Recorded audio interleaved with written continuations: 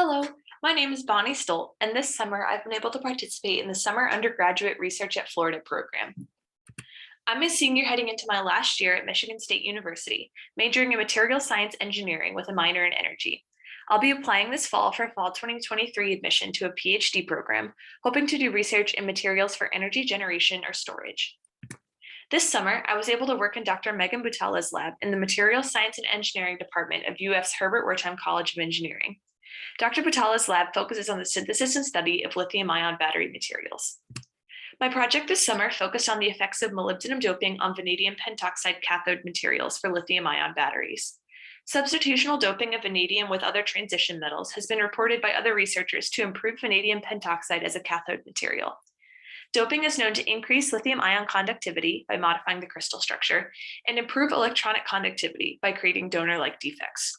In this project, we hope to find evidence to suggest that molybdenum doping also created a more interconnected structure, shown in the right side of this model, which would improve structural and cycling stability. This project began before I came here this summer with a synthesis of a compositional series of molybdenum-doped vanadium pentoxide powders, with X ranging from 0.05 to 0.8. We used these powders to answer three main questions.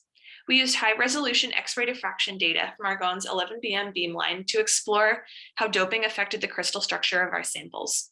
We also cycled the 0.05 and 0.8 compositions in loose powder Swagelok cells to see how molybdenum doping affected electrochemical performance. And finally, to answer our main question, we sent lithiated samples of the 0.05 and 0.8 materials from the Swagelok cells to 11BM as well.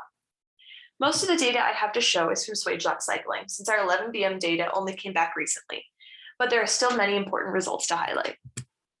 Comparing the first discharge profile of our compositional end members, 0.05 and 0.8, shows that the 0.05 composition has a profile very similar to that of undoped vanadium pentoxide, while the 0.8 composition is missing many of the characteristic plateaus.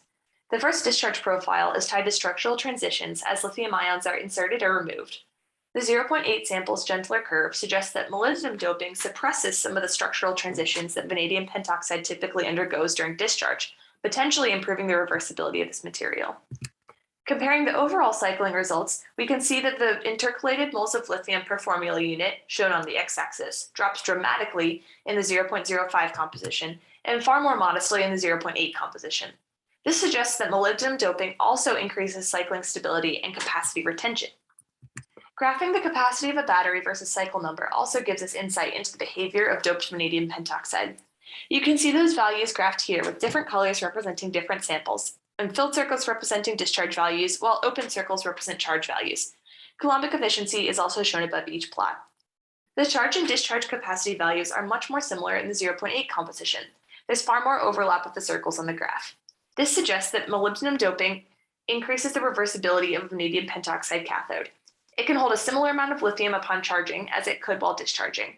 The 0.05 composition also has a much larger early drop in capacity retention than the 0.8 composition, which suggests that molybdenum doping decreases capacity loss upon cycling.